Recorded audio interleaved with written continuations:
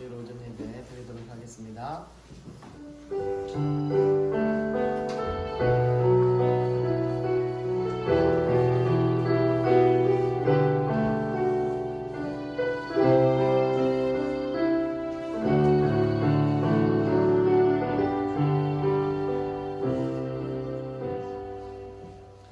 여호와는 내게 복을 주시고 너를 지키시길 원하며 여호와는 그의 얼굴을 내게 비추사 은혜 베푸시길 원하며 여호와는 그 얼굴을 내게로 향하여 주사 평강 주시기를 원하노라.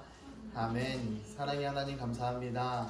또 주님 전에 달려나와 주님 귀한 예배드리게 하시니 감사합니다. 하나님께서 이 지난 1회 동안에도 안전하게 지켜주시고 아픔과 외로움과 괴로움과 질병 가운데서도 지켜주신 은혜 감사합니다. 이 세상 살아가는 데에 하나님의 은혜가 없으면 아무것도 아닌 줄 압니다. 하나님 이제 날마다 주와 함께 걸어가며 주와 함께 동행해 나가며 주의 은혜를 만끽하는 믿음의 아들 딸들 다 되게 하여 주시옵소서. 이 모든 말씀 살아계신 예수님 이름으로 감사드리며 기도드립니다. 아멘. 우리들은 주의 사명자 찬양드립니다.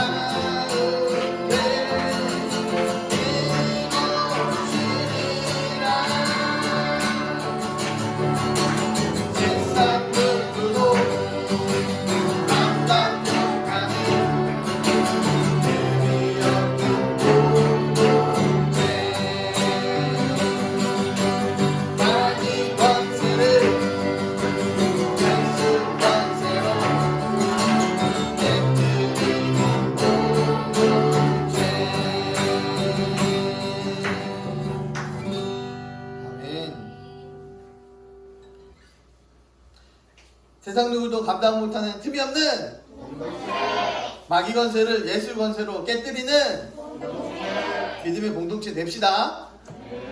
주 말씀보다 귀한 것은 없네. 찬양합니다.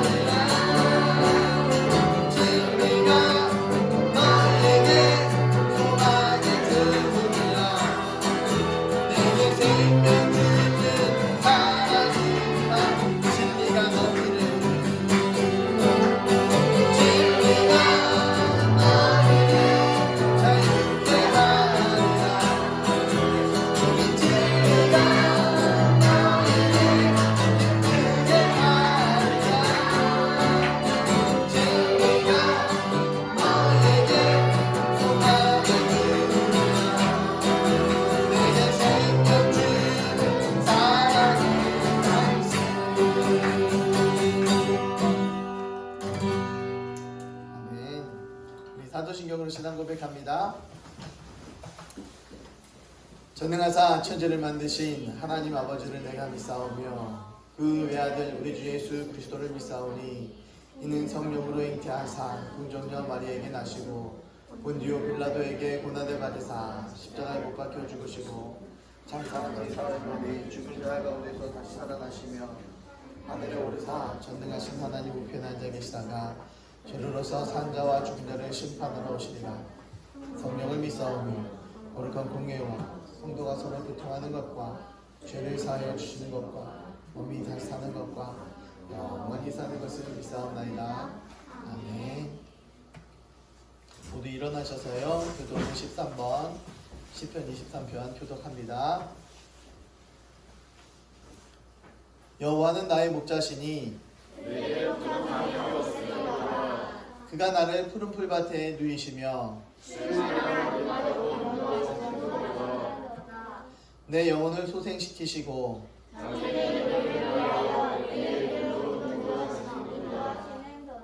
내가 사망의 음침한 골짜기로 다닐지라도 해를 두려워하지 않을 것은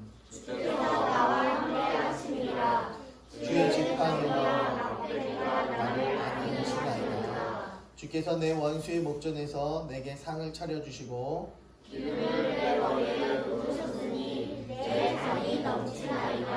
내 평생에 선하심과 인자하심이 반드시 나를 따르리니 내가 여호와의 집에 영원히 살리로다. 아멘. 오다니 선교사님 대표님 감사합니다. 예수님을 예배를 드린 자들은 충만하게 해주세요. 아멘. 빼먹고 건강하시게 해주세요. 아멘. 코로나19가 빨리 진정되게 해주세요. 아멘. 예배를 드릴 때 집중할 수 있게 해주세요. 예수님의 이름으로 기도드렸습니다.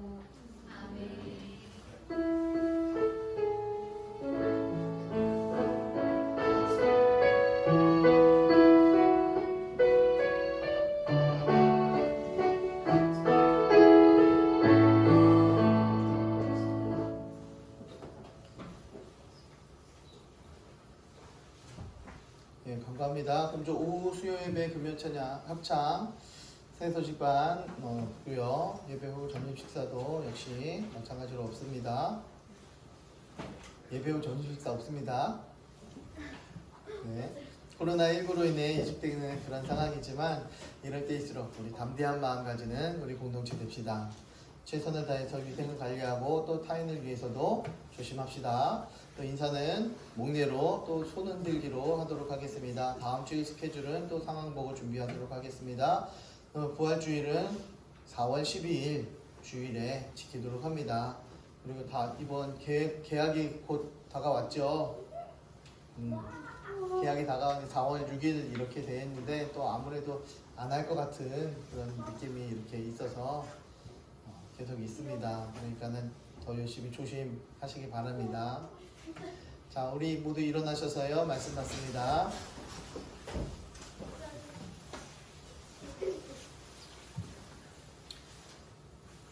준비 시작. 손에 막대기를 가지고 시내에서 매끄러운 돌 5곳에서 자기 목자의 제구 곧 주머니에 넣고 손에 물매를 가지고 블레셋 사람에게로 나아가니라. 손을 주머니에 넣어 돌을 가지고 물매로 던져 블레셋 사람의 이마를 치매 돌이 그의 이마에 박히니 땅에 엎드러지니라. 다윗이 이같이 물매와 돌로 블레셋 사람을 이기고 그를 쳐 죽였으나 자기 손에는 칼이 없었더라. 사무엘상 17장 40절, 41절, 42절, 43절입니다. 아멘. 앉으십시오. 죄송합니다. 제가 마무리를 못했네요. 몇 장 몇 절을.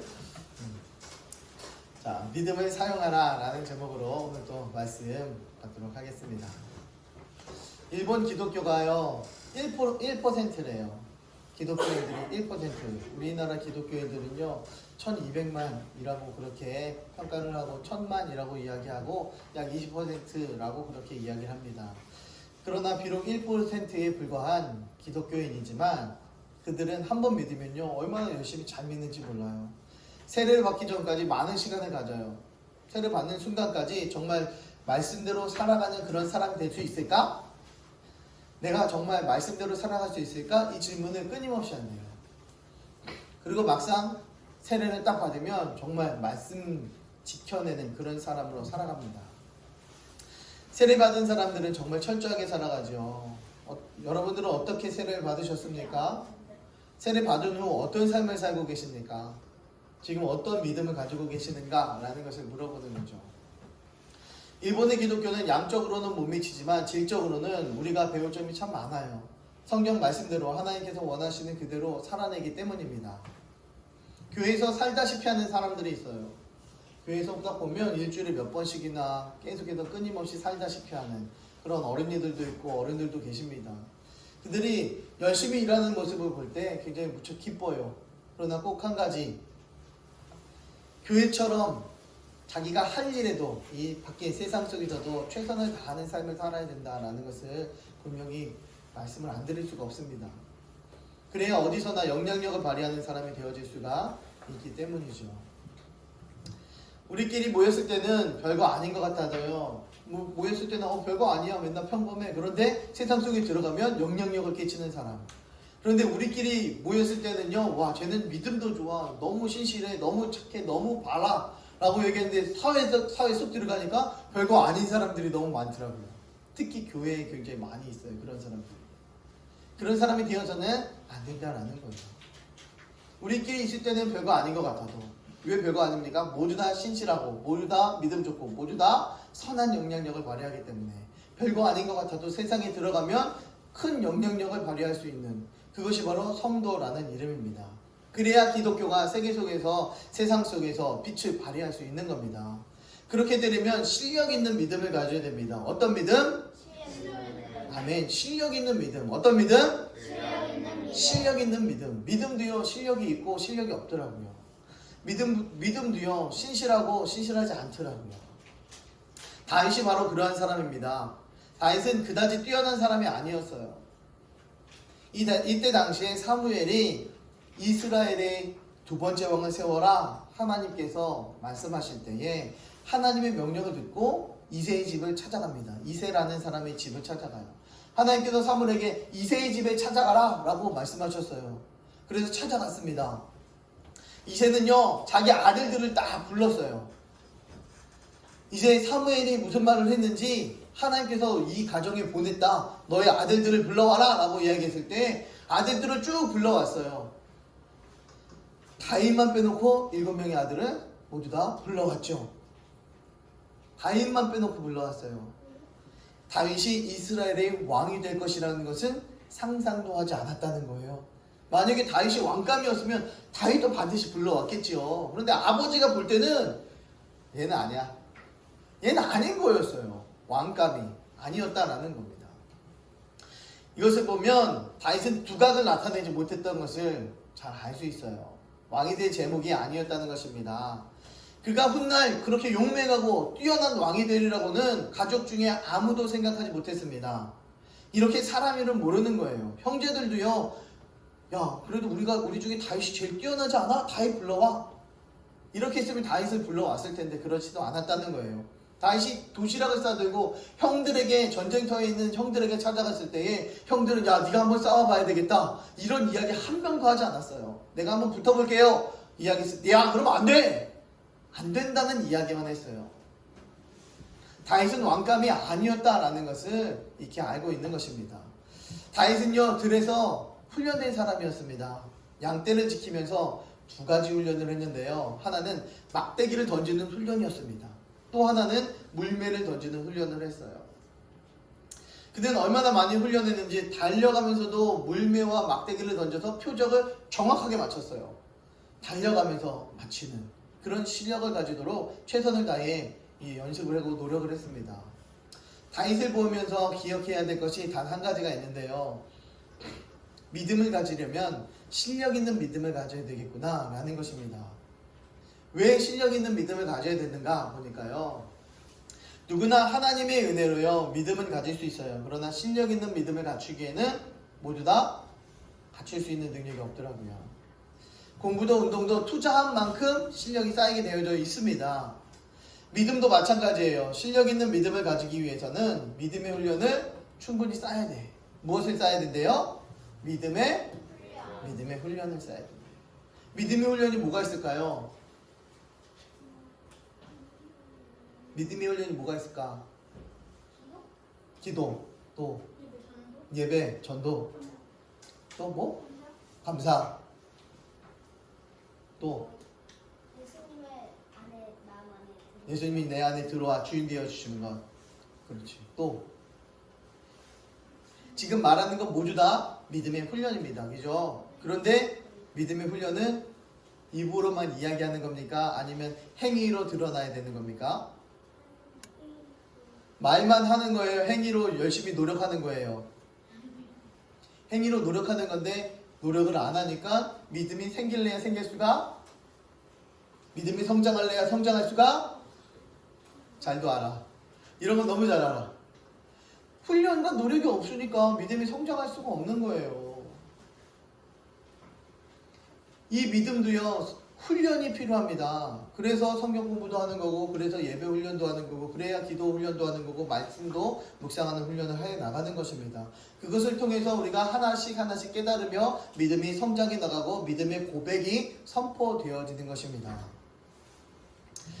자기에게 맡겨진 것을 잃어버리지 않기 위해서 우리는 실력 있는 믿음을 가져야 되는 거예요. 하나님께서 우리들에게 맡겨주신 뭐가 있어요? 아멘. 잘도 알아. 우리 하나님께서 우리들에게 맡기신 사명이 있어. 그런데 내가 그 사명을 감당하기 위해서는 어느 정도의 믿음이 필요해요. 야, 너 전도 100명 해야지. 그러면은 100명을 전도할 믿음이 필요합니다. 이 시간을 들여질 수 있는 만한, 시간이 들여질 수 있을 만한 헌신이 필요해요. 그 사람을 위해서, 전도하기 위해서 그 사람을 향할 기도가 필요합니다. 기도할 수 있을 만한 훈련이 필요하다는 거죠. 믿음이 필요하다는 거죠. 그런데 아무것도 하지 않아. 그렇다면 전도도 안 되고요. 100명의 목표는, 하나님께 맡겨주신 사명은 감당할 수가 없어. 성경 말씀 1년에 한도 합시다 라고 이야기했는데, 훈련이 되어지지 않으면요, 읽다가 졸려. 읽다가 어느샌가 비계가 돼. 머리에 이렇게 막 받치는 비계가 됩니다. 훈련이 되어지지 않으면 아무것도 되어지지 않는다라는 것입니다. 그렇다면 결국 하나님께서 나에게 맡겨주신 사명은요, 감당할 수가 없게 되어지는 것입니다. 실력 있는 믿음을 가져야 그 모든 것을 감당할 수 있어요. 다윗은 아버지 그 양을 지키는 일을 맡았습니다. 어디에서? 들에서. 그는 들에서 사자나 곰이 와서 양떼를 잡아가면요, 그것을 치고 그 입에서 새끼를 건져냈어요. 무엇과 싸웠대요? 무엇과 싸웠대? 어린이가 사자와 곰과 싸웠대. 와, 무시무시한 일입니다. 사자나 곰이 그렇게 어수룩한 동물이 아니에요. 먹이사슬의 맨 꼭대기에 있는 그 짐승이 사자와 곰입니다. 그 빠르기는 어떻습니까? 이 소년 다윗이 감당할 정도의 빠르기입니까? 그렇지 않았어요. 객관적으로 보면 도저히 상대가 되지 않는 싸움입니다. 그런데도 다윗은 달려가면서 사자와 곰과 싸워 대적하며 이 사자와 곰을 쫓아내버리는 그런 일들을 행했습니다. 무엇을 통해서? 날마다 막대기를 던지는, 또 물매를 던지는 훈련을 통해서 이 무시무시한 사자와 곰과 싸워 이겨냈다는 것입니다. 그럼 도대체 그런 힘이 어디서 나오는가 보니까요, 들에서 실력을 쌓은 결과였고, 사자와 곰의 발톱에서 자신을 건져내실 것이라는 믿음 때문이었습니다. 훈련과 믿음이다 라는 것을 이야기하는 거예요. 이 실력과 믿음이다 라는 것을 이야기하는 거죠.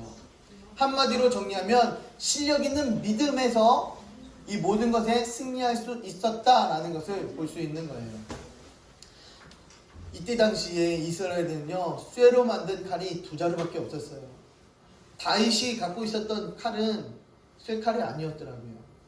당시에 쇠칼을 가지고 있었던 사람이 딱 2명 있었는데, 사울 왕과 그의 아들 왕자 요나단, 이 둘만 칼을 가지고 있었어요. 지금부터 3000년 전에 BC, 1000년 전이요, 청동기 시대였습니다. 청동기에서 이제 철기 시대로 아직 완전히 돌아서지 않은 시대였어요.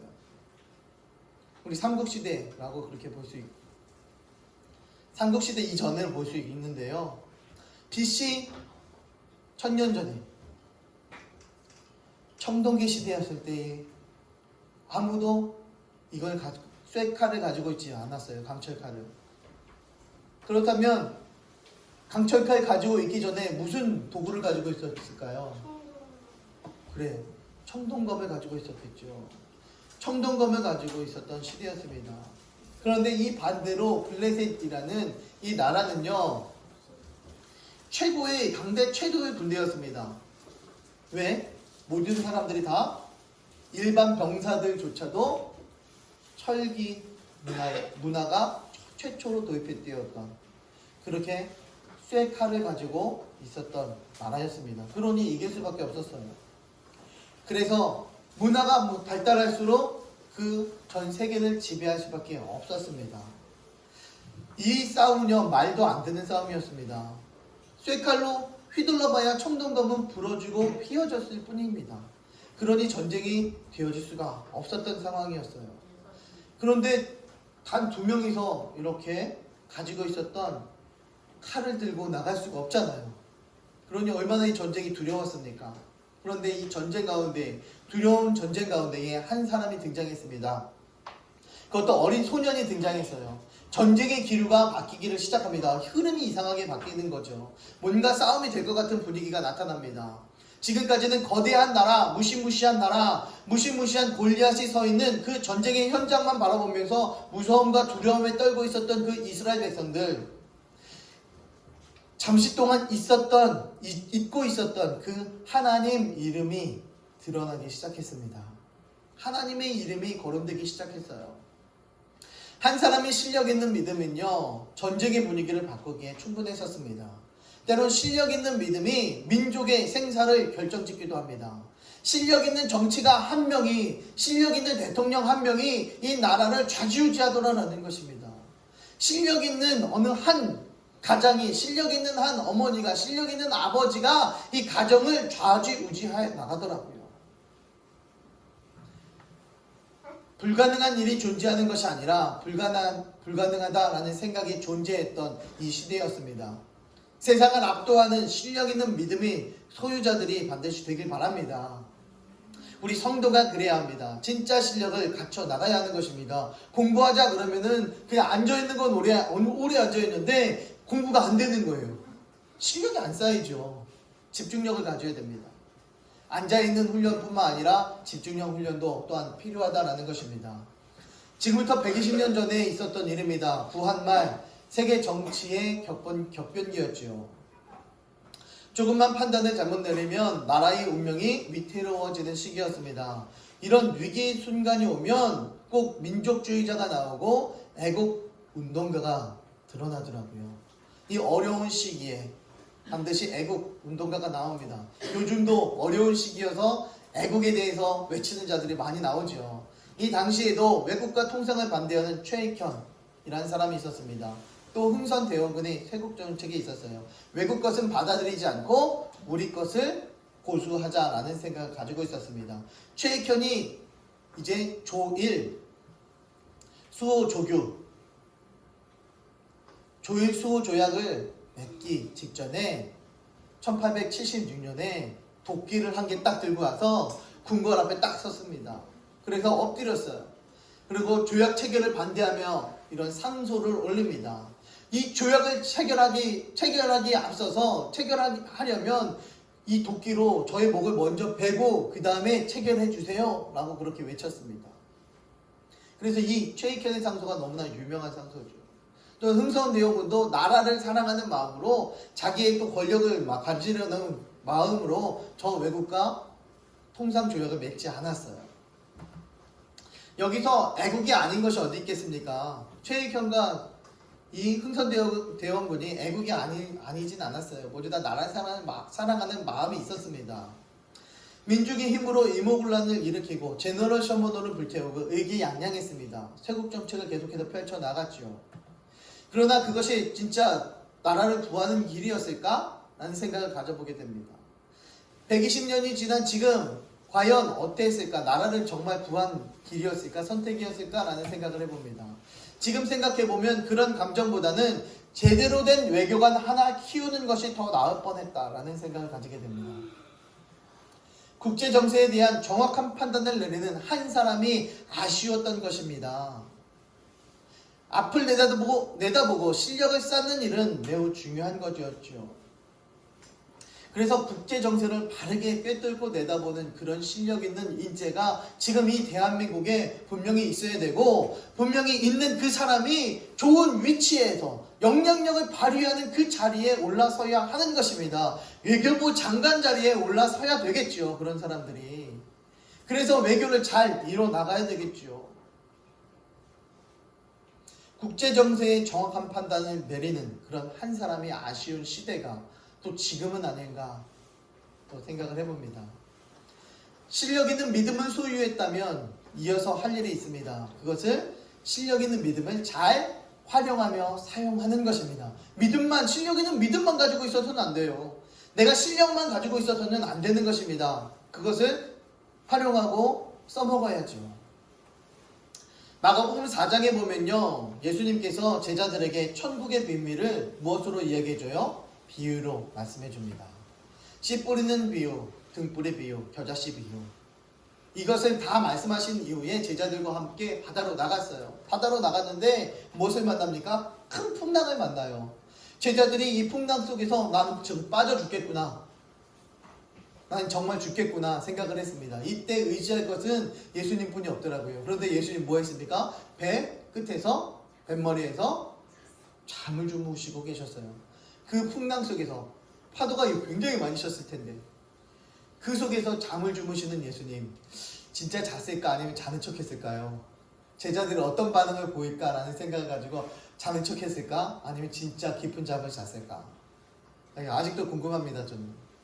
그러니까 이 제자들이 두려움 가운데에 이 예수님을 깨우게 됩니다. 깨우는 가운데에 예수님 지금 큰일 났습니다. 우리 좀 살려주세요 라고 이야기를 해요. 예수님이 이 제자들을 이곳에 데려간 이유가 분명히 있었을 것입니다. 풍랑 가운데서 말씀을 붙잡고 이겨보라 라는 것을 마음을 가지고 데려갔습니다. 그러나 이 제자들은 예수님의 의도와 달리 부들부들 떨고 있었습니다. 그래서 풍랑 가운데서 잠자고 계신 주님을 깨우면서 이 상황 속에서 어떻게 잠을 잡니까? 어떻게 좀 해보십시오 라고 주님께 요청을 합니다. 그러나 예수님께서 딱 일어나시면서 바다에게 명령합니다. 누구에게 명령해요? 바다에게 명령해요. 우리 여기 삼척 앞바다 가서 바다에게 잠잠해라 라고 이야기하면 어떻게 될 것 같아요? 선생님 옆에 있는 사람이 미친 사람. 미친 취급 받겠죠. 그런데 예수님께서 하셨어요. 잠잠해라 고요해라 하셨어요. 그때 파도가 잠잠해지고 고요해졌습니다. 그리고 제자에게 이야기합니다. 어찌해서 이렇게 무서워하냐? 어찌하여 너에게 믿음이 이렇게 없냐? 라고 그렇게 말씀하시더라고요. 너희들은 왜 이렇게 믿음이 없냐? 바다의 파도를 잠잠케 한 믿음은 가지고 있었는데 그것을 선포하지 않았더라면 계속해서 파도가 칠 것입니다. 선포하는 믿음을 분명히 가져야 하는 것입니다. 주님은 사용하지 못하는 믿음을 책망했습니다. 이 예수님을 쫓아가면서 어떠한 믿음을 가졌냐면 내 생업도 모두 다 내려놨어요. 나의 재산도 모두 다 내려놨어요.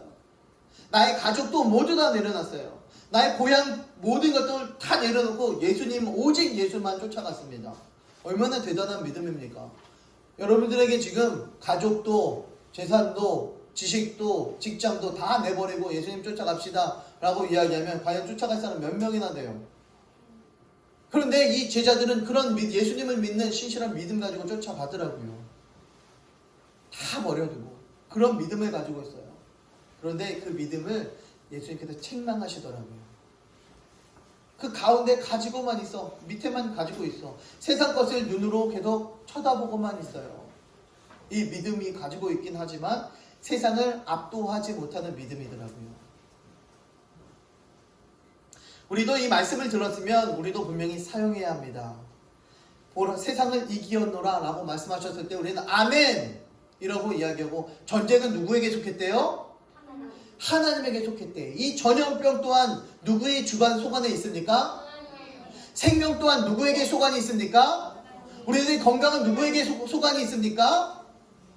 하나님에게 있는데 다 두려워하며 떨고 있습니다.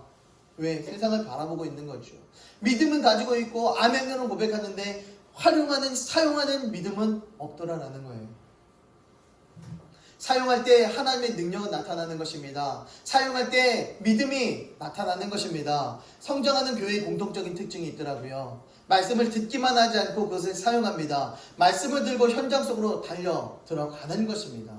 그리할 때 생명력 있는 교회가 되어지는구나 라는 것을 분명히 보게 됩니다. 모든 가치는 사용할 때 가치가 발생되어지는 것입니다. 돈의 가치는 주머니에 있을 때 돈의 가치가 활용되지 않더라고요. 통장에 있을 때 돈의 가치가 활용되지 않더라고요. 사용할 때의 돈의 가치가 드디어 드러납니다. 우리의 재능은요, 현장에서 활용할 때 가치가 있는 것입니다. 예수님은 제자들이 풍랑을 만났을 때에 믿음을 사용하기를 원하십니다. 그러나 제자 중 어느 누구도 자신의 믿음을 사용한 사람이 없어요. 믿음을 사용하길 원하셨지만 한 명도 믿음을 사용한 사람이 없더라라는 것입니다. 그것을 꾸짖으며 책망하는 것입니다. 믿음은 사용할 때, 그 믿음을 사용할 때 하나님께서 칭찬해 주십니다. 그러면서 하나님께서는 영광을 받으시죠. 누가 나를 믿어줄 때 얼마나 영광스러워요. 그러나 그 반대로 불신의 태도로 나를 대하면 나는 수치심으로 가득합니다. 내가 너를 어떻게 믿어? 라고 이야기했을 때 좀 믿어봐. 한 번만 좀 믿어줘. 우리 자녀들이 맨날 이야기하죠. 맨날 혼나기 직전에 뭐라고 얘기해요? 한 번만이라고 얘기해요. 이거 한 번만 봐주세요. 한 번만 봐주세요. 한 번만 봐주세요. 이런 얘기를 얼마나 많이 하는지 몰라요.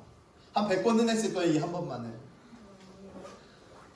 우리도 하나님 이번만 좀 용서해 주세요. 하나님 다시는 하지 않을게요. 하나님 이제는 잘할게요. 그렇게 매번마다 결단을 하면서도 여전히 똑같은 모습을 가지고 있더라라는 것입니다. 하나님 앞에 잘해야, 하나님 앞에 순종해야, 하나님 앞에 직진해야 우리가 하나님께서 영광 받으실 수 있대요. 우리 사람이 살아가는 이 땅에 온 주된 목적은 뭐래요? 아멘. 하나님께 영광 돌리기 위함입니다.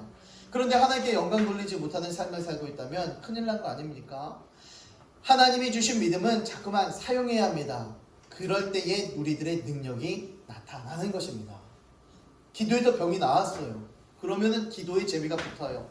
전도했는데 저 사람이 또 왔어요. 그러니 계속해서 재미있어서 즐거워서 행복해서 자꾸만 전도하게 되어져 있는 것입니다. 어떤 일을 행할 때에 그 능력이 나타납니다. 여러분들의 믿음은 어떻습니까? 사용하는 믿음입니까? 자꾸만 달라고만 하지 말고 주신 것으로 사용하길 간절히 바랍니다. 여러분들이 재능 가지고 있습니다. 충분한 재능 가지고 있어요. 그것 가지고 사용하면 됩니다. 휴대폰은 폼으로 가지고 다니지 말고 사용해야 되는 것입니다. 부모님에게, 친구들에게 전화 걸으십시오. 또 주머니에 있는 돈을 털어 절반을 떼어서 다른 사람들에게 사용하시기 바랍니다. 점심을 사주고 저녁을 사주고 그렇다면 반드시 사람은 붙게끔 되어져 있는 거죠. 사용해 봅시다. 사용할 때 그 가치가 드러나게 되어져 있는 것입니다. 다윗의 믿음은요, 사용하는 믿음이었어요. 다윗이 사울왕 앞에 서서 했던 말 주의 깊게 살펴보면 이렇게 말하고 있습니다. 여호와께서 나를 사자의 발톱과 곰의 발톱에서 건져내셨은즉 나를 이 블레셋 사람의 손에서도 건져내시리이다. 나를 사자와 곰의 발톱에서 건져내셨듯이 나를 저 블레셋의 사람으로부터 건져내실 것입니다. 라는 고백을 하는 것입니다. 다윗은 자신의 믿음을 사용하고 있는 거예요. 다윗이 그렇게 힘이 세서 달려나간 거 아니잖아요. 하나님께서 사자와 곰의 발톱에서 건져주신 것과 같이 저 블레셋의 사람의 그 창과 칼로부터 분명히 지켜주실 것입니다. 믿음의 고백을, 믿음을 사용하고 있는 것입니다. 내가 골리앗을 내 손에 붙였다 말한 것을 찾아볼 수가 없습니다. 하나님께서 그렇게 말씀하지 않아요. 다윗은 들에서 배운 것을 전쟁에서 사용하고 있는 것입니다. 우리가 교회에서 배운 것을 세상에서 활용하고 사용해야지요. 교회에서 배운 것을 교회에서만 감싸 안고 있으면 안 되는 것입니다. 교회에서 배운 것을 가정에서 활용하길 바랍니다. 교회에서 배운 것을 이 친구들과 함께 있을 때 사용해야 하는 것입니다. 이것이 사용하는 믿음입니다. 어렵게 생각할 것 하나도 없습니다. 배운 대로 사용하면 되는 것입니다. 교회에서는 내 부모에게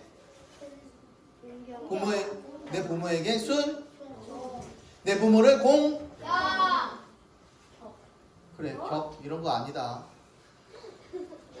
내 부모를 공경하라 라고 이야기했으면, 교회에서 배웠으면 가정이 돌아가서는 뭐 하면 돼요? 부모님에게 효도하면 돼요. 부모님 말씀에 순종하면 됩니다. 어떻게? 솔선으로. 시키기 전에 솔선으로 알아서 굴복하며 순종하며 나아가면 되는 것입니다. 이처럼 배운 대로 사용하면 되는 것입니다. 구구단 배우는 이유가 뭡니까?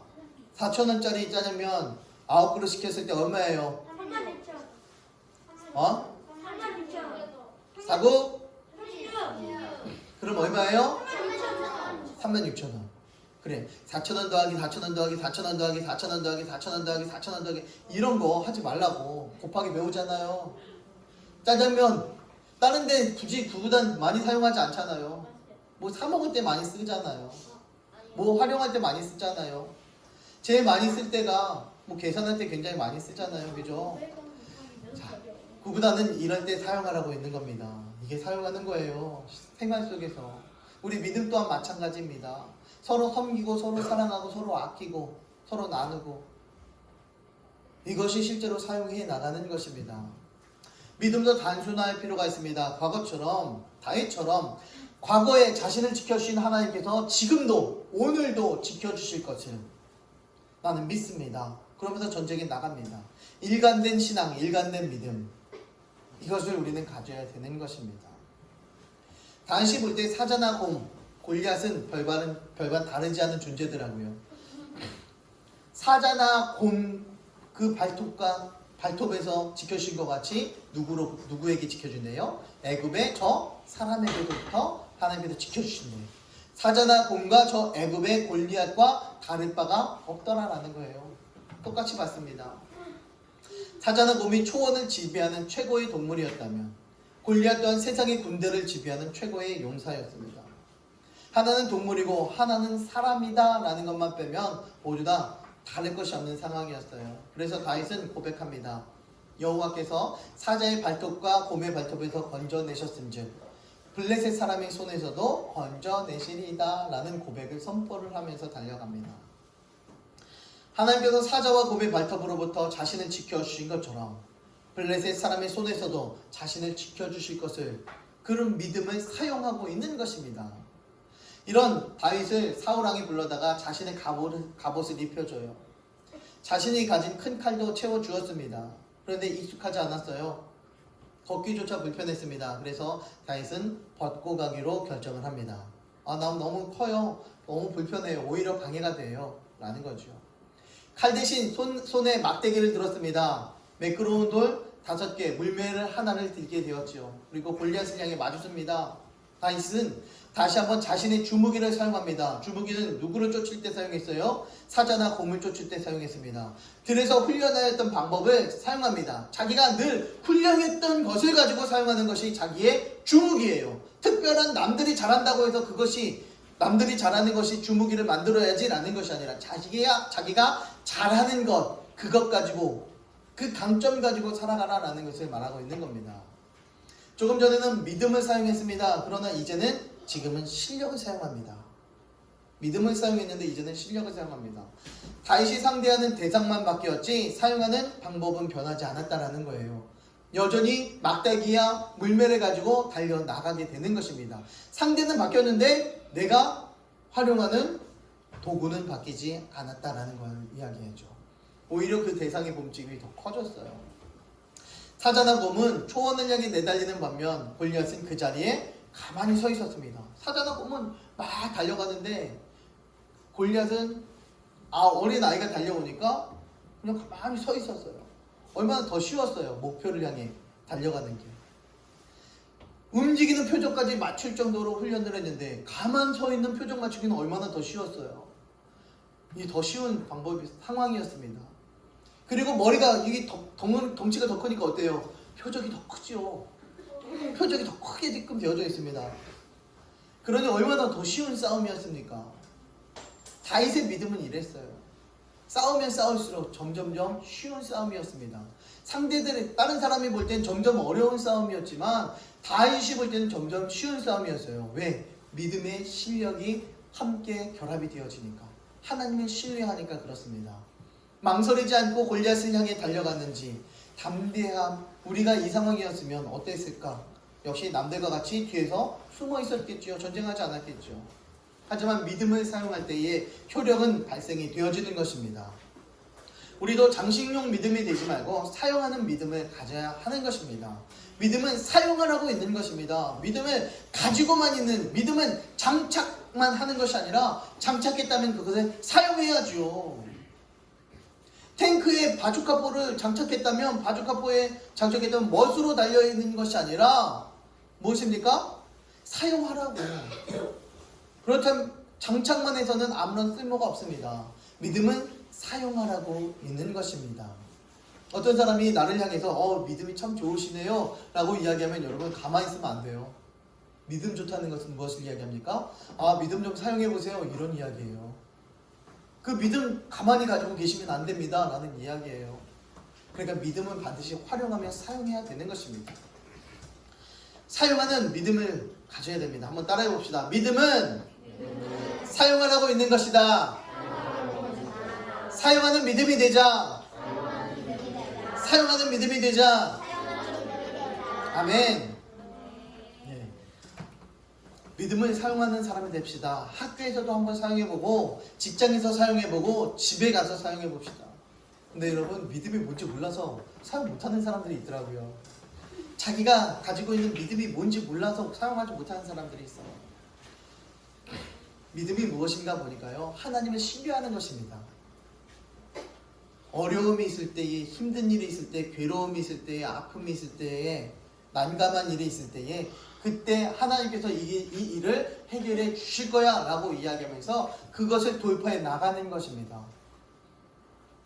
그리할 때에 그 믿음이 돌파가 되어지는 거예요.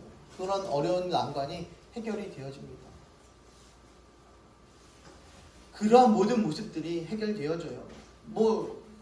한 달 후에 3천만 원이 필요한데 당장 3천만 원을 어떻게 구하지? 걱정하고 근심합니다. 계속 걱정하고 근심해요. 한 10년 후에 돌아보면요, 한 달 후에 3천만 원 있을 걸 그 걱정하던 그 한 달 동안 내내 걱정할게요. 10년 후에 돌아보면 걱정 안 해도 될까 괜히 걱정해서 이런 생각을 가지게 돼요. 시간이 지나면요, 걱정할 거를 괜히 했구나 라는 생각을 가지게 되는 것입니다. 정말 죽어버릴까? 이런 생각을 가졌는데 5년 후에 그 상황을 돌아보면 참 그때 죽지 않아서 다행이다 라는 생각을 가질 것입니다. 무엇이 그렇게 만들었을까요? 시간이 그렇게 만든 것일까요? 그런 모든 일들을 그래도 극복하며 돌파해 나갈 수 있었기 때문이었어요. 어떻게 해서든지 사람은 살기 마련이다 라고 이야기하는데 그 살기 마련 가운데에 하나님이 개입하신다면, 내 믿음 가운데에 그 믿음이 활용되어지고 사용되어진다면 그것은 충분히 가볍게 지나갈 수 있다라는 것입니다. 그렇기 때문에 우리는 그 하나님, 그 모든 것을 극복해 주신 하나님, 그 모든 능력을 주신 하나님, 그 하나님을 믿는 것입니다. 그 하나님을 왜 믿냐? 모든 능력이 되신 하나님이 내 모든 것의 주인 되어 주시기 때문에, 모든 것을 극복해내고 돌파해 나갈 수 있기 때문에 내가 하나님을 믿는 것입니다 라는 고백을 하는 거예요. 믿음은 폼이 아닙니다. 반드시 사용할 때 능력이 나타납니다. 믿음은 폼이 아니에요. 장착이 아닙니다. 사용하고 활용되어지는 것입니다. 믿음으로 주도권을 잡은 사람, 골리앗은요, 갑옷 무게가 57kg였어요. 여러분, 쌀이 요즘 푸대로 20kg짜리잖아요. 20kg짜리 하나 들면 너무 무겁더라고요. 두 개 들면요, 와, 엄청 무거워요. 그런데 그게 거의 3개가 있어요. 3개를 맨날 옷에 장착하고 다니고 있으면 얼마나 힘이 듭니까? 그만큼 골리앗이 힘이 센 사람이었어요. 이 창 끝의 무게가 약 10kg 정도 됐어요. 6.8kg. 이 사람의 키는요 2m 83이었어요. 183도 큰데 거기에 1m가 더 추가됐어요. 어마무시한 몸무게죠. 이만큼 덩치가 컸어요. 대단한 무게였습니다. 이런 사람이 존재하고 있었더라고요.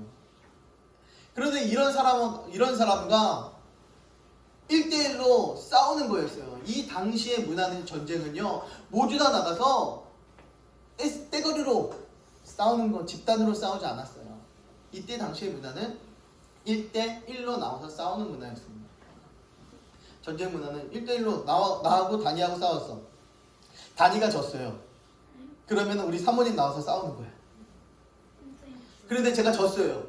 그럼 우리 가람이가 나와서 싸우는 거야. 이런 식으로 하나씩 더 이상 나오지 않을 때까지 끊임없이 그렇게 1대1로 싸우더라고요. 사람이 100만 명이 모이면 뭐합니까? 1대1로 싸우는데. 그죠? 그러니까 실력 있는 한 사람이 이때 당시의 전쟁에 실력 있는 한 사람이 필요했습니다.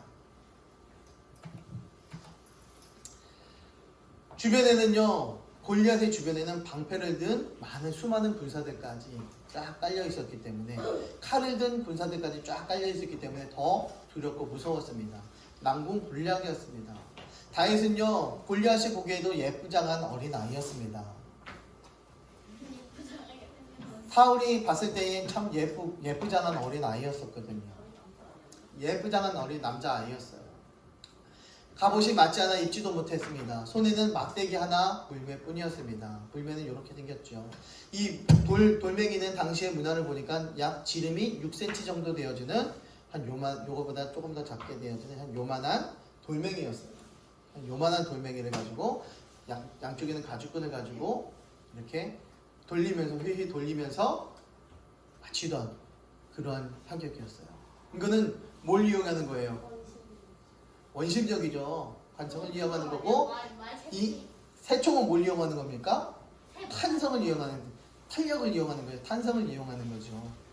이 나가는 것은 같지만 이 원심력과 이 탄성을 이용하는 이런 무기들이 이때 당시에는 있었습니다. 누가 보더라도 상대가 되지 않는 그런 승부였습니다. 외모만 따진다면 주도권은 골리앗에게 넘어가 있었습니다. 그러나 다윗은요, 주도권을 놓치지 않았어요. 이스라엘 전체가 골리앗의 외모에 짓눌려 있을 때에도 전혀 주눅들지 않았더라라는 것입니다. 골리앗을 향해 담대히 외쳤습니다. 그동안 들에서 훈련을 받았었기 때문이었어요. 마음이 담대했었기 때문이었습니다. 그 사자와 곰을 수없이 쫓아내는 그런 경력이 있었기 때문에 담대할 수 있었습니다. 그런데 그 담대함은 어디서 나왔습니까? 하나님이 지켜주셨다라는 것을 믿고 있었어요. 그 어린 나이임에도 불구하고 사자와 곰의 손에서 입에서 하나님께서 나를 지켜주셨다라는 그런 고백을 할 정도의 믿음을 이 다윗은 가지고 있었다라는 것입니다. 다윗이 블레셋 사람에게 이르되 너는 칼과 창과 단창으로 내게 나오거니와, 이 블레셋 사람은 뭘로 나왔대요? 칼과 창과 단창으로 이렇게 무기를 다 가지고 나에게 달려 나왔대요. 그러나 나는 무엇으로 달려 나갔대요? 만군의 여호와의 이름 곧 내가 모욕하는 이스라엘 군대의 하나님의 이름으로 내게 나아가노라. 너는 칼과 창과 단창으로 나가지만 나는 만군의 하나님, 이 하나님이란 이름으로 너에게 나간다 라는 그런 선포를 하고 나가는 것입니다.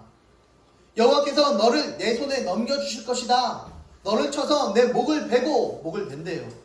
블레셋 군대의 시체를 오늘 공중의 새와 땅의 들짐승에 주어 너뿐만 아니라 네 뒤에 있는 블레셋의 모든 군대를 모두 다 죽이겠다. 그래서 들짐승에게, 하늘의 새에게 먹이로 주겠다라는 선포를 하며 나아가는 것입니다. 그래서 온 땅으로, 온 지면에 모든 세계 열방 가운데에 이 전쟁의 한 획을 긋는 전쟁을 드러나게 하겠다. 무엇에? 이 이스라엘의 하나님이 진짜 하나님이신 것을 이 전쟁을 통해서 알게 하겠다라는 것을 선포하며 달려나가는 것입니다. 여호와의 구원하심이 창과 칼에 있지 아니함을 알게 하겠다라는 것입니다. 하나님의 구원은, 이 전쟁의 승리는 칼과 창에 있는 것이 아니다라는 것입니다. 이 전쟁의 승리는 누구에게 있다? 아멘. 전쟁은 여호와께 속한 것이다 라고 그렇게 선포하며 달려나가는 것입니다. 그가, 하나님이 너희를, 이 블레셋 사람들을 우리 이스라엘 손에 분명히 넘기실 것이다 라는 것을 선포하며 달려가는 것입니다. 다윗은 골리앗을 향해 빨리 달리기 시작합니다. 달리면서 손을 주머니에 놓고 돌을 취해서 물매에 넣고 휘휘 돌리면서 골리앗에게 던졌습니다. 어디에 정통으로 맞았습니까? 예, 이마에, 미간에 정확하게 맞아서 이 골리앗이 쓰러졌습니다. 골리앗이 쓰러졌어요. 죽었을까요? 순간 기절했어요. 그럼 어떻게 해야 돼요? 죽여야 돼요. 순간 기절했으면 어떻게 해야 돼? 죽여야 돼? 네. 예, 일어나면 큰일 나는 거지. 이제 일어나면 큰일 나니까 어떻게 해야 돼요? 죽여요. 골리앗을 향해서 달려가야 돼. 골리앗을 향해서 달려가야 돼.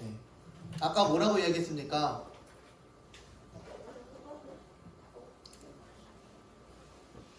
여기 보니까 내가 너를 쳐서 내 목을 베고, 블레셋 군대의 시체를 내 목을 베고 라고 이야기했죠. 누구의 목을 베는 거예요? 골리앗의 목을 베는 거였습니다. 이때 당시에 소년 다윗의 나이는 약 몇 살 정도 됐습니까? 12살 정도 됐대요. 지금 소년 오다니 선교사님 나이 된 거죠. 그 정도의 나이에 2m 83하고 싸워서 목을 베겠다? 가능하지 않았죠. 골리앗의 이마에 명중시켰어요. 다시 일어날까봐 얼마나 두렵고 떨릴까요? 막 명중시키면 그 다음번에 던지면 어떻게 해요? 피하겠죠. 그 다음번에 또 나아가면 저게 그러면서 방패로 날라오면 방패로 맞고면 끝나잖아요. 그러니 단 한 번의 기회뿐이 없는 찬스였습니다. 기회는 단 한 번이었어요. 다윗이 능히 싸워서 이길 수 있는 방법은 하나였습니다. 땅이 그대로 쓰러졌고 다윗은 그를 발로 밟고 그의 칼을 뽑아서 그의 목을 베었습니다. 여러분, 말이 쉽지. 옆에 있는 사람 목 베기 쉽습니까? 아무리 원수라고 이야기해도 목 베는 거 쉽지 않아요. 아무나 할 수가 없는 거예요. 그 목을 벤다는 사실은 너무나 두려운 일이었습니다. 또 거기다가 목에 뭐가 있어요? 뼈가 있어요. 뼈까지 잘라내는 그런 일을 해야 되는 거예요. 얼마나 끔찍하고 얼마나 힘들어요, 그 일이. 그런데 누가 했대? 소년 다윗이 그 일을 해냈대.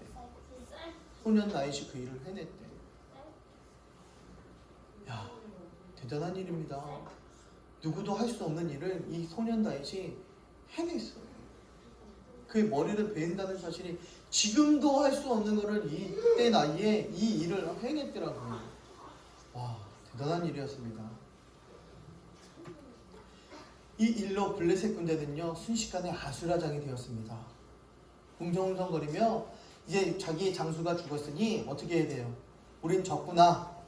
이제 1대1로 싸우다가 딱 누가 더 이상 나오지 않으면 그 나라는 패배거든요. 졌거든요. 그러니 어떻게 해요? 도망가기를 시작합니다. 이제 주도권이 두려워하고 있었던 이스라엘로 넘어오기를 시작했습니다. 오합지졸 같던 군사들이 그들을 죽이러 달려가기를 시작합니다. 외치기 시작했어요. 그래서 사라임에서 가드와 에그론까지 이르러 온 길에 시체가 널려 있었습니다.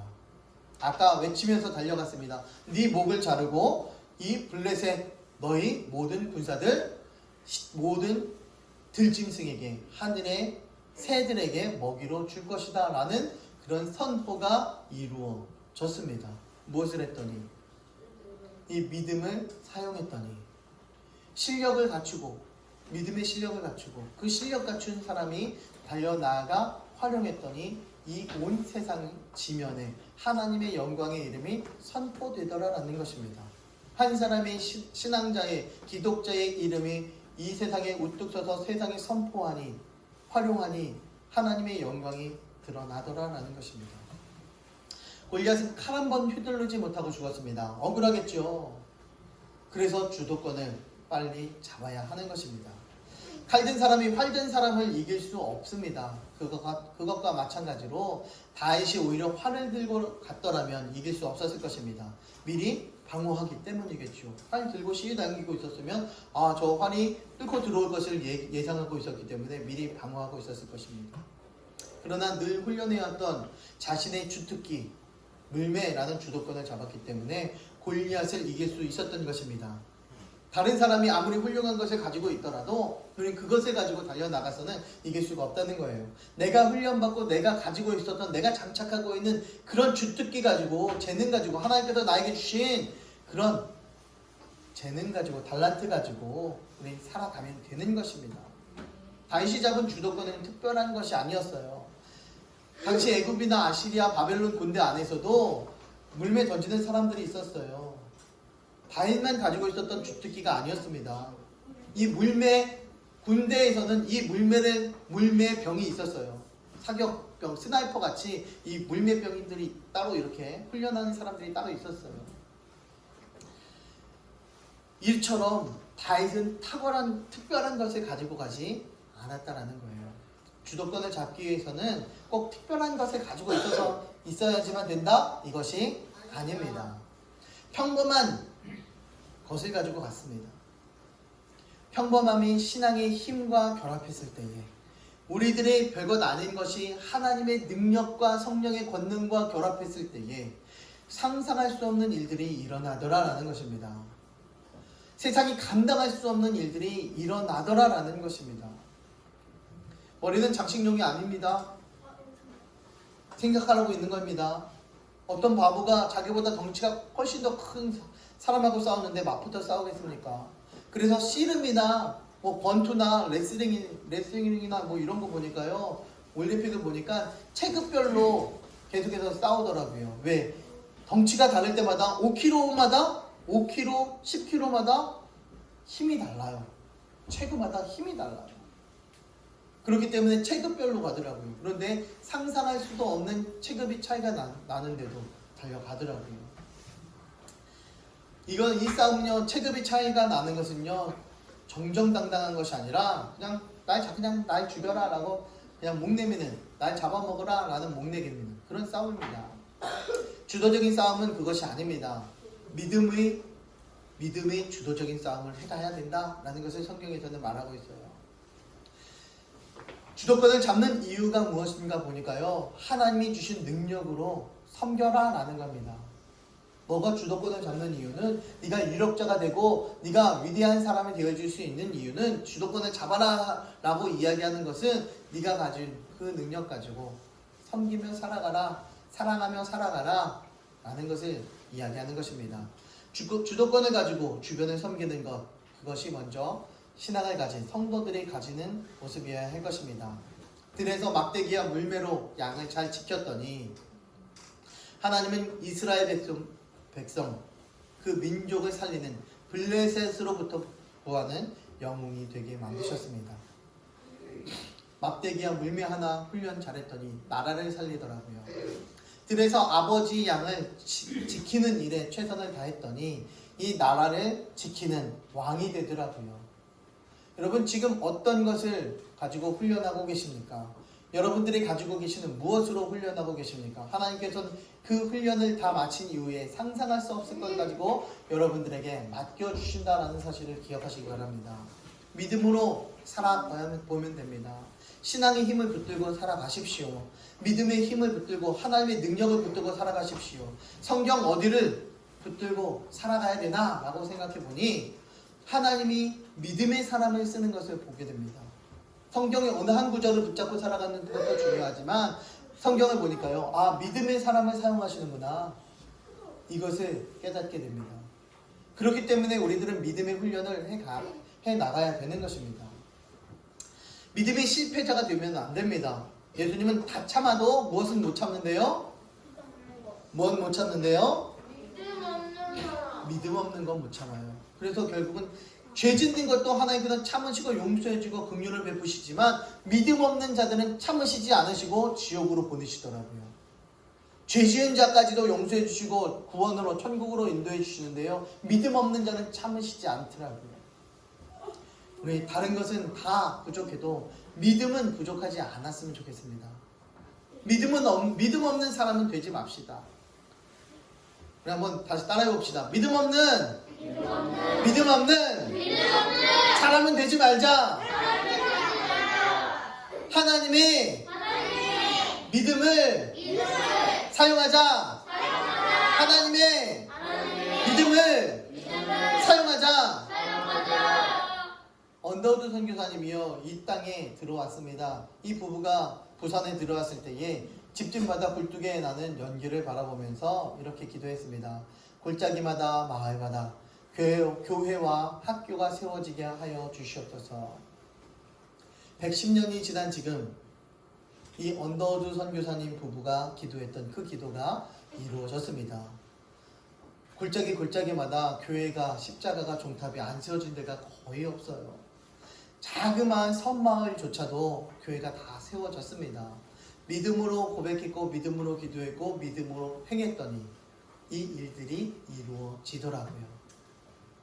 성경은 괜히 우리들에게 다윗의 이야기를 들어라 라고 이야기하지 않아요. 세상의 상식으로 다윗과 골리앗, 그런 상식으로 이야기하지 않아요. 그렇게 상식을 주기 위해서 우리들에게 성경 말씀을 주신 것이 아닙니다. 이것을 기록할 때는 너희도 그렇게 한번 해봐라, 너희도 이 믿음을 가지고 그렇게 살아봐라, 그 말씀을 우리들에게 해주시기 위해서 성경을 기록하신 것입니다. 다윗처럼 하나님을 믿어도 실력 있는 믿음을 가져야 됩니다. 하나님을 믿어도 무엇을 가져라? 실력 있는 믿음을 가져라. 실력 있는 믿음을 가져라. 아무리 실력 있는 믿음이라도요, 사용하지 않으면, 활용하지 않으면 아무 소용이 없어요. 들에 나가서 맨날 활용하고 있으면 뭐합니까? 실질적으로 사자나 곰이 왔을 때 도망가면 아무 쓸모 없잖아요. 활용해 먹는, 사용할 수 있는 실력 있는 믿음을 가져야 되는 거예요. 또 사용하는 믿음을 가지고 있다면 믿음으로 주도권을 잡고 나가야 되는 것입니다. 믿어도 실력 있는 믿음을 가지고, 실력 있는 믿음을 가졌다면 활용하는 믿음을 가지고, 이제 활용했다면 이제는 주도권을 가지고 살아가야 된다는 것을 성경에서는 말씀해 주고 있는 것입니다. 말씀이 남들이 볼 때요, 과할 정도로 하나님을 신뢰하시길 바랍니다. 미쳤다라고 이야기할 정도로 하나님을 신뢰할 수 있는 믿음을 가지시길 바랍니다. 이 지나친 믿음으로 세상을 압도해 나가는 믿음의 아들딸들 되게 주님의 이름으로 축원합니다. 그런 행복한 우리 교회 성도들이 되게 주님의 이름으로 축원합니다. 따라합니다. 지나친 믿음으로 세상을 압도하자. 과할 정도로 하나님을 신뢰하자. 아멘. 이제 이런 신앙의 고백을 가지고 이제는 하나님께 영광 돌리는 믿음의 아들딸들 다 되기를 주님의 이름으로 축원합니다. 기도합니다.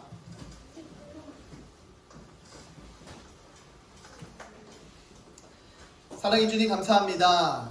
하나님 바라보며 믿음으로 따라 사는 하나님의 거룩한 아들딸들 되게 하시고, 하나님 말씀을 통해서 이제는 일어나 믿음이 훈련되어지고 훈련된 믿음을 사용하여지며 이제는 세상의 주도권을 잡아나가는, 세상을 압도해 나가는 하나님의 거룩한 아들딸들 다 되게 하여 주시옵소서. 하나님 영광 위에 살아가는 믿음의 아들딸들 되게 하여 주시옵소서.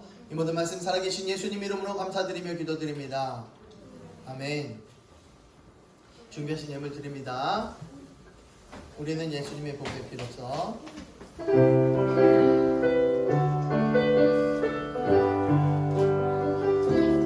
우리는 예수님의 복의 피로써 찬양합니다. 성령하는 하나는 하늘의 가족, 우리가 복음으로 말미암아 영원토록 하나 되었네.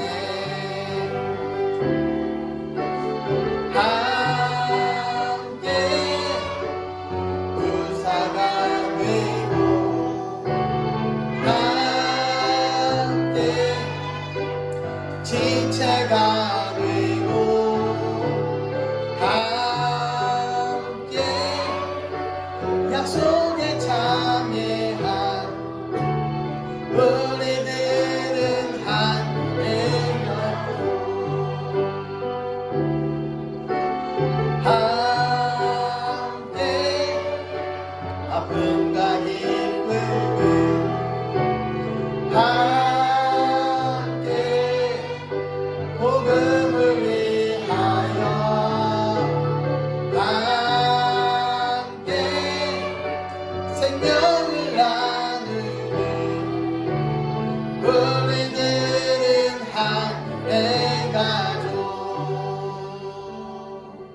기도합니다. 사랑의 하나님 감사합니다. 날마다 주와 함께 걸어가는 믿음의 아들딸들 되기를 결단하며 주 앞에 달려나왔습니다. 아버지 하나님, 우리들이 호흡이 멈추는 순간까지, 아니면 혹여 예수님 오시는 그 순간까지 하나님께 영광 돌리며 믿음으로 달려나가는 살아내는 아들딸들 다 되게 하여 주시옵소서.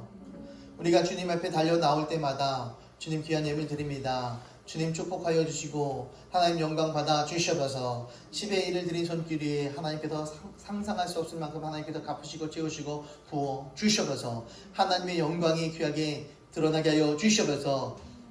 하나님, 이제 우리들의 믿음으로 이제는 그것을 사용하여 주 앞에 10의 1을 드립니다. 하나님, 이제 우리가 상상할 수 없을 만큼 하나님께서 갚으시고 채우시고 하나님 영광 받아 주시옵소서. 감사의 제목이 있어 주께 귀한 감사의 예물을 드립니다. 더 많은 감사할 수 있도록 하나님 갚으시고 채우시고 풍성케 하여 주시고 큰 믿음 허락하여 주시옵소서. 범사에 감사할 수 있는 큰 믿음도 허락하여 주시옵소서. 하나님, 선교의 예물을 드리며 구제의 예물을 드립니다. 주정헌금을 드립니다. 아버지 하나님께서 갚으시고 채우시고 부으시고 그 심겨진 자리가 아름답게 열매 맺고 생명이 자라나며 생명이 선포되어지는 귀한 자리 되길 원합니다. 아버지 함께하여 주시고 축복해 주셔서 30배, 60배, 100배 우리가 상상할 수 없을 만큼도 하나님께서 부으시고 채우시는 하나님의 귀한 자녀들 되게 하시고 그 가정들 다 되게 하시고 그 성도들로 말미암아 그 손길들로 말미암아 하나님 그 가정들까지 직장들까지 그 사업처들까지 하나님께서 축복해 주셔서 하나님 물질뿐만 아니라 육신의 강건함도 필요합니다. 성령의 기름 부어 주셔서 머리부터 발끝까지 기름 부어 주시옵시고 예수 보혈로 머리부터 발끝까지 덮어 주시고 성령의 광선으로 쪼여 주시사 모두 다 깨끗하게 치유함 받는 믿음의 아들 딸들 되게 하여 주셔서 성령의 권능으로 이 코로나로부터 지켜주시고 전염병으로부터 지켜주시고 악한 마귀 병마로부터 지켜주셔서 하나님 능력으로 말미암아 힘있게 살아가는 권능의 아들 딸들 다 되게 하여 주셔서 오장육부 가운데에 목과 손과 갑상선과 눈과 코와 입과 귀와 그 모든 혈액들 가운데에 기름 부어 주시고 하나님 깨끗하게 회복시켜 주셔서 예수 이름으로 명한다. 깨끗하게 회복되어질 지어다. 예수 이름으로 명한다. 악한 마귀 병마는 괴면지면 떠나갈 지어다. 아버지 하나님 깨끗하게 치료할 줄 믿습니다. 아멘으로 고백한 자녀들마다 하나님 깨끗하게 치료함 받고 깨끗하게 병마가 사라지게 하여 주셔서 회복되어지는 역사가 일어나게 하여 주셔서 하나님 그 가정들까지 그 정신들까지 회복되며 일어나길 원합니다. 깨끗하게 치료함 받고 일어나고 하나님께 영광 돌려주는 믿음의 아들 딸들 다 되게 하여 주셔서 지금은 부활이요 생명이신 우리 주 예수 그리스도의 무한하신 은혜와 그 예수님을 아낌없이 이 땅에 보내주신 아버지 하나님의 극진하신 그 사랑하심과 성령님의 감화감동 교통하심의 역사하심이 여기 머리 숙여 믿음의 훈련하겠습니다. 그 받은 훈련 가지고 사용하겠습니다. 활용하겠습니다. 이제 하나님 영광 위에 살겠습니다. 고백하는 하나님의 귀한 자녀들 머리 위에 가정 위에 나라 민족 위에 가정 모든 식구들 위에 이제로부터 영원 무궁토록 함께 하시기를 간절히 축원하옵나이다. 아멘.